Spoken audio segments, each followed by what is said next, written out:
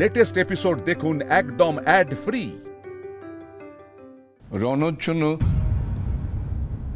আমরা কোনো উকিল দেব না। ওর যা শাস্তি হয় ওর হোক, ওর ফাঁসি হোক, যাবজ্জীবন হোক, ও আমার কাছে মৃত।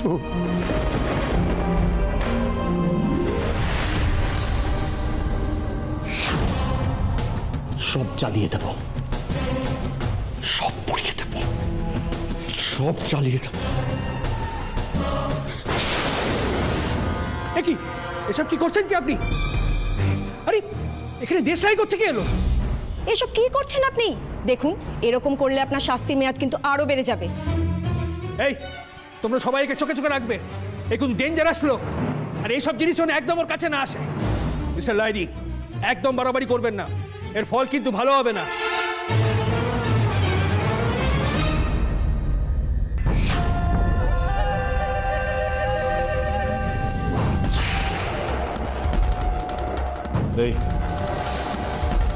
এদিকে আরে এদিকে না,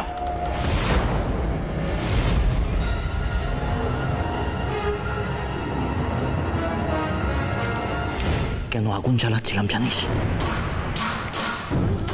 জানিস কেন আগুন জ্বালাচ্ছিলাম? দেখতে চাইছিলাম আগুন থেকে ফিনিক্স পাখি জন্ম নেয় কিনা। ফিনিক্স পাখি কি জানিস? যে পুড়েও পড়ে না, যে মরেও মরে না, যে শেষ হয়েও শেষ হয় না। যেমন রণজিৎ লাহিড়ী। আমি আবার ফিরবো মিতুল, ফিনিক্স পাখির মতন ফিরবো। আর এবার যখন ফিরবো, তোমাকে শেষ না করে আমি থামবো না। তোমাকে শেষ হতেই হবে মিতুল, তোমাকে শেষ হতেই হবে মিতুল, শেষ হতেই হবে তোমাকে।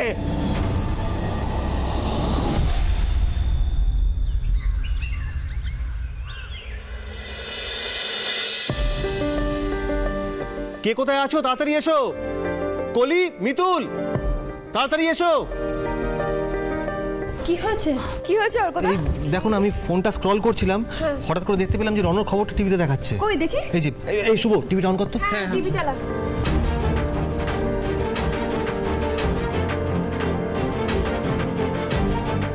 আমরা আজকে উপস্থিত হয়েছি কোর্ট চত্বরে। লাহিড়ী ইন্ডাস্ট্রিজের মেজো ছেলে রণজিৎ লাহিড়ীকে খুনের অভিযোগে গ্রেফতার করা হয়েছে। শোনা যাচ্ছে তিনি এর আগেও বহু অপরাধের সঙ্গে যুক্ত ছিলেন, কিন্তু প্রমাণের অভাবে বারবার ছাড়া পেয়ে গেছেন। এবার তিনি নিজে মুখে স্বীকার করেছেন যে তার বড়দা অর্থাৎ ইন্দ্রজিৎ লাহিড়ীর প্রথমা স্ত্রী এবং কন্যাকে খুনের চেষ্টা করেছিলেন। তার বৌদি সত্যিই মারা যান, কিন্তু সৌভাগ্যক্রমে বাচ্চাটি বেঁচে যায়। এই মুহূর্তে আদালতে কেস চলছে, তবে এবার একেবারে শক্তপোক্ত প্রমাণ থাকায় রণজিৎ লাহিড়ীর চরমতম শাস্তি পাওয়া উচিত বলে মনে করছে মিডিয়া।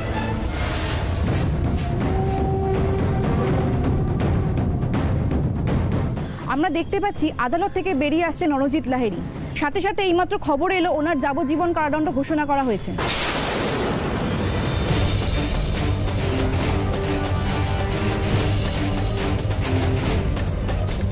মিস্টার রণজিৎ লাহিড়ী, এত বড় অন্যায় করার পর কি আপনার এতটুকু অনুতাপ নেই? প্লিজ প্লিজ আপনারা এখানে এইভাবে ভিড় করবেন না, আমাদের যেতে দিন প্লিজ। আপনাদের সব প্রশ্নের উত্তর পরে দেওয়া হবে। প্লিজ প্লিজ সাইড দিন। এই চলো চলো, নিয়ে চলো, নিয়ে চলো, নিয়ে চলো, প্লিজ প্লিজ। আমি ভাবতে পারছি না রণ এই পরিবারের ছেলে, এত বড় অপরাধ করার পরও ওর মধ্যে কোনো অনুতাপ নেই, কোনো লজ্জা নেই। একদম যোগ্য শাস্তি পেয়েছে রণ। যে নিজের লোকেদের প্রাণের তোয়াক্কা করে না, সে এই রকম শাস্তি পাওয়ারই যোগ্য। প্রতিবার রণ বেঁচে যেত, কিন্তু আজকে মিতুলের জন্য ফাইনালিও ধরা পড়ল। সত্যি এতদিন বাদে আমরা সবাই একটু শান্তি পেলাম। বুঝে আমার নিজের দাদা, সেটা ভেবেই আমার কেমন রাগ হচ্ছে। তবে ওর শাস্তির ঘোষণা শুনে আমি একটু শান্তি পাচ্ছি।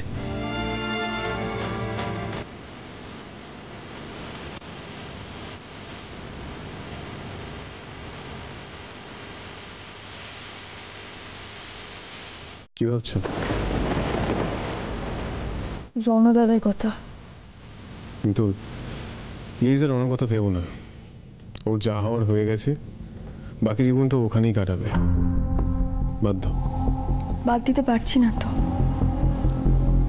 আচ্ছা, তোমার কি মনে হয় এরকম একটা শাস্তি পাওয়ার পরও রণদাদা বদলাবে? জানি না মিতু, আমি সত্যি বুঝতে পারছি না। আর আমি ওকে নিয়ে ভাবতেও চাই না। রণ সাইকোলজি বোঝার মতো ক্ষমতা আমার নেই। ও যা যা অপরাধ করেছে সেটা কোনোদিন সুস্থ মানুষ ভাবতেই পারবে না। তুমি প্লিজ বাদ দাও।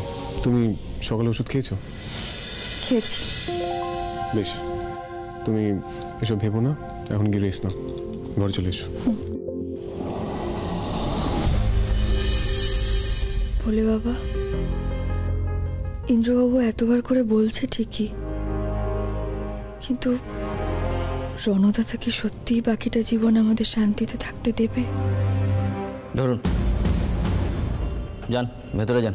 এই constable, don't give me orders. I hate orders. Ranjit লাহিড়িকে কেউ অর্ডার করে না। যান।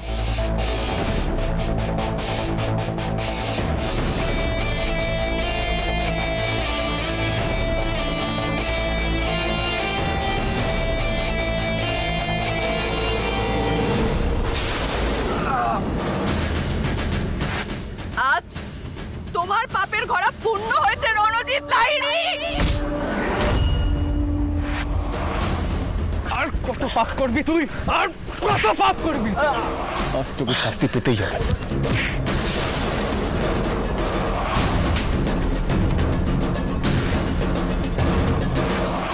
মিতল, মিতল, বলছি আমি সব স্বীকার করছি, সব বলছি। আমি মেরেছি ওদের। একটু সুযোগ বুঝে আমি ওদের গাড়ির ব্রেকের তারটা কেটে দিই। গাড়িটা অ্যাক্সিডেন্ট করে গঙ্গায় পড়ে যায়।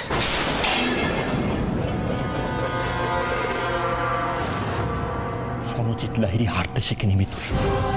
তুমি আমাকে এই খেলায় হারিয়েছো। এর অনেক বড় দাম তোমাকে দিতে হবে, অনেক বড় দাম দিতে হবে তোমাকে মিতুল। কিন্তু এই খেলায় শেষ পর্যন্ত রণজিৎ লাহিড়ি জিতবে। Ranjit Lahiri, the great villain.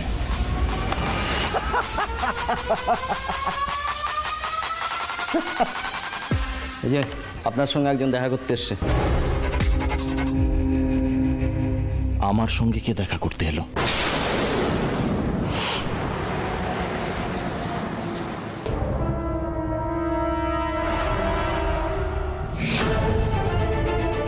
Mitul? Mitul এসেছে আমার সঙ্গে দেখা করতে?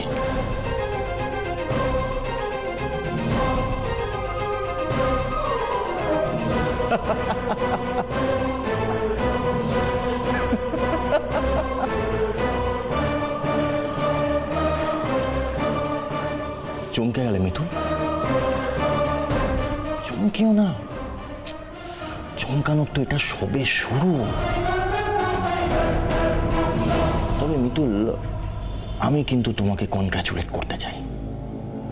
খেলার প্রথম রাউন্ডটা তুমি জিতে গেলে, কিন্তু কি? কিন্তু খেলার শেষ রাউন্ডটায় তুমি রণজিৎ লাহিড়িকে কিস্তি মার দিতে পারবে না। খেলাটা রণজিৎ লাহিড়ি জিতবে।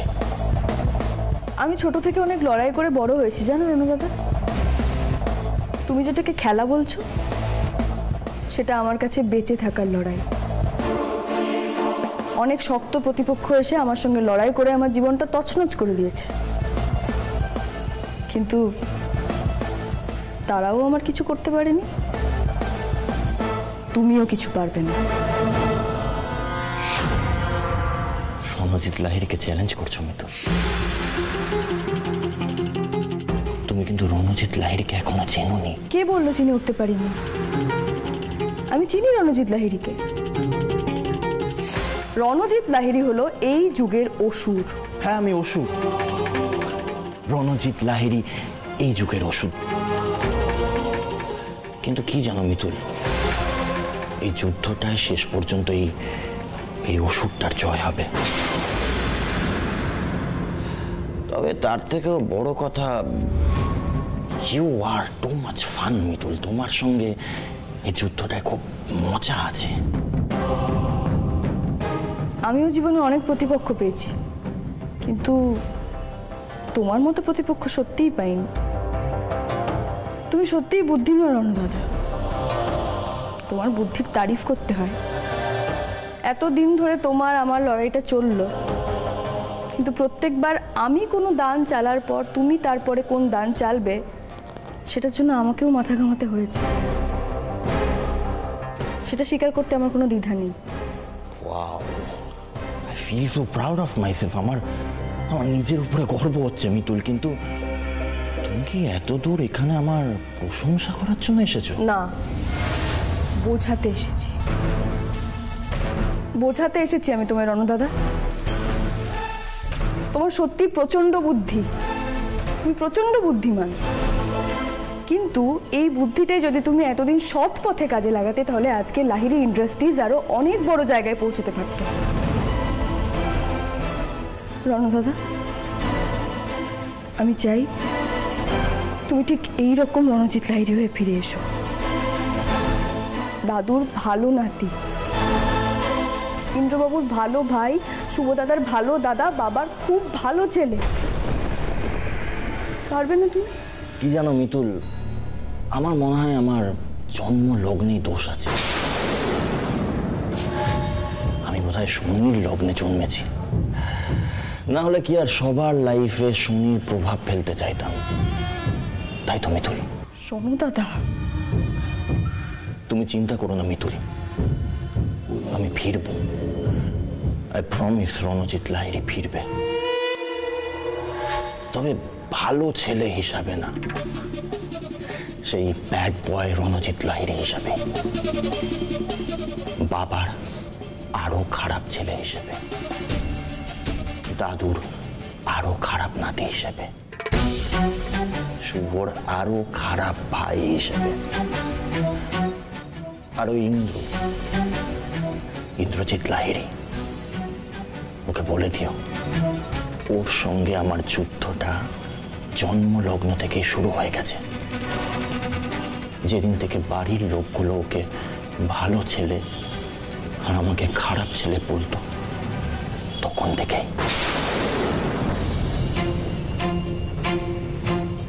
এই লড়াইটা না, এটা আজন্মের লড়াই মিতুল। আর আনফর্চুনেটলি তুমিও এই লড়াইটার মধ্যে এসে পড়েছ। ইন্দ্রজিৎ লাহিড়ী এই লড়াইয়ে তোমাকে পাশে পেয়ে গেছে, তাই এখন আমরা তিনজনেই একই সুতোয় বাঁধা। টেনশন করো না মিতুল, এই লড়াইটা আমি একাই লড়ব, কারণ Ranjit Lahiri is the one man army. আজকে খেলাটা তুমি জিতে গেছো, কিন্তু শেষ পর্যন্ত তো আমিই জিতব।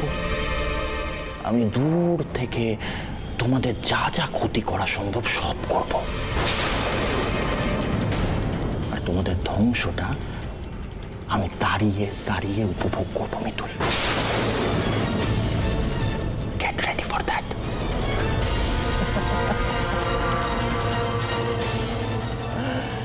Get ready for that, Mitul. Get ready for that.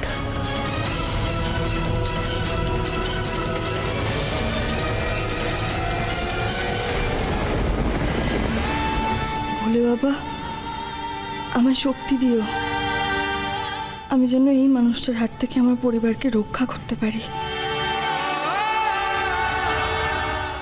কি মিতুল এখানেও নেই, ঘরেও নেই, তাহলে কি ঠাকুর ঘরে? দেখি তো। ও পিসুমনি, আস্তে আস্তে। তুমি ঠাকুর ঘর থেকে আসছো? হ্যাঁ। মিতুলকে দেখেছো? আরে মিতুল তো আমাকে পুজো দিয়ে দিতে বললো। কেন, কোথায়? সে তো মেয়েই জানে, আমাকে তো বলার প্রয়োজন মনে করে না। আমার পাগল করে দেবে। আর কাউকে পাগল হতে হবে না, বিতুল এসে গেছে। এসেছে তো বুঝেছি, গেছিলে কোথায়? কোথায় গেছিলাম সেটা বললে তো এক্ষুনি চিন্তা করা শুরু করে দেবে তুমি। পিসিমণি, তোমার ভাইপো কিন্তু এবার সারাক্ষণ আমার উপর গোয়েন্দাগিরি করা শুরু করেছে। হ্যাঁ কি গোয়েন্দাগিরি? হ্যাঁ, তা নয় তো কি, একটু বেরোচ্ছি কি বেরোচ্ছি না, এই বাড়ি মাথায় করে দিচ্ছে মিতুল কোথায়, মিতুল মাথায়। মিতুল, আমি কিন্তু এই ব্যাপারে তোমার সাপোর্ট করতে পারছি না। এই যে কথায় কথায় ইন্দ্রকে না জানিয়ে চলে যাওয়াটা আমি মানছি না। ঠিক ঠিক। অর্কদা, তুমি একটা কাজ করো, তুমি আর ইন্দ্রবাবু দুজনে মিলে একটা গোয়েন্দাগিরির কোম্পানি করো। দুজনে খুব ভালো গোয়েন্দাগিরিটা করো, ভালো চলবেও, তাই না বিশুমিনি? বাহ বাহ বাহ, খুব হাসি। হ্যাঁ, কি এমন একটা কথা বললাম আমি, খুব হাসি পাচ্ছে।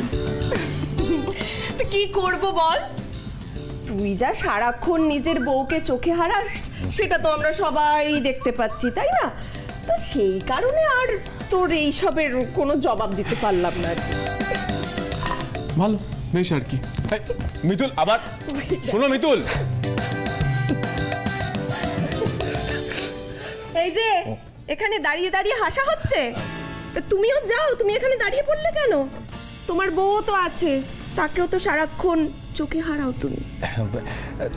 তোমার সামনে নিজে মুখে সেটা কি করে বলি বলো? ওরে বাবা, লজ্জা লজ্জা লজ্জা, যা ঘরে আছে। এমন ভাগ্য করলে শাশুড়ি পাওয়া যায়। আই লাভ মাই শাশুড়ি। দেব একটা।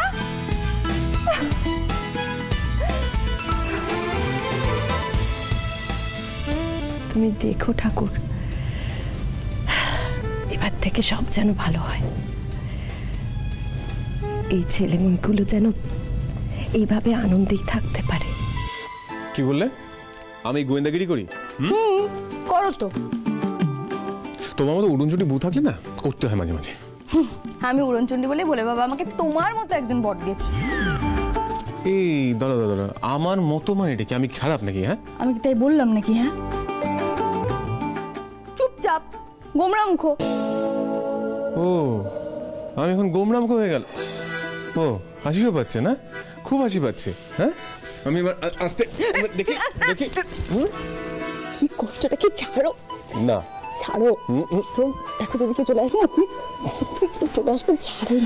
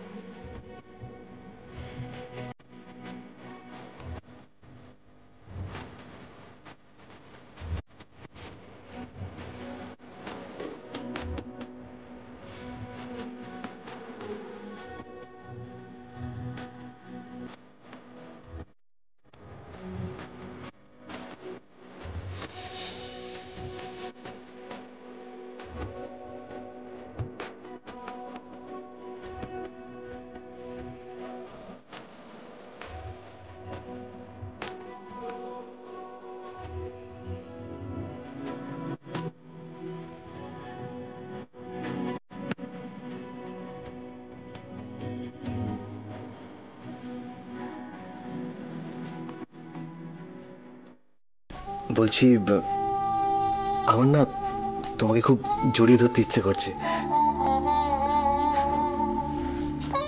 এই, যদি এখন তোমাকে আমি পটাশ করে জড়িয়ে ধরি, তুমি কি রাগ করবে? না না, রাখবো কেন?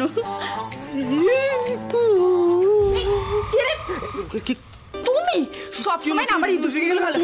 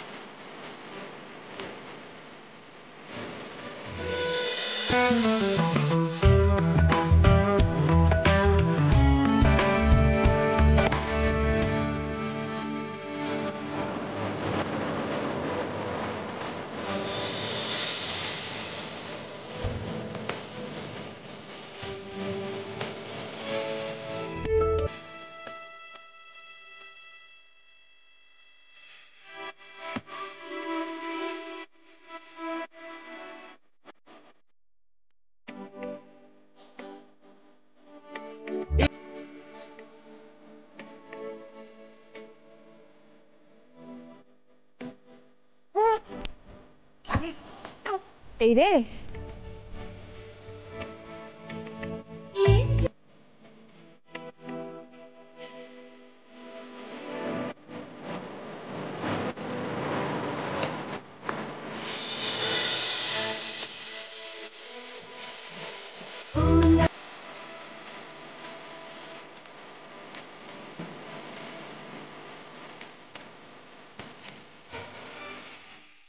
বলছিলাম কি, আমাদের মিতুলের স্বাদের দিন তো এগিয়েই এলো, তো আপনি একটা শুভ দিন বলুন না। হ্যাঁ দেখছি, দাঁড়া।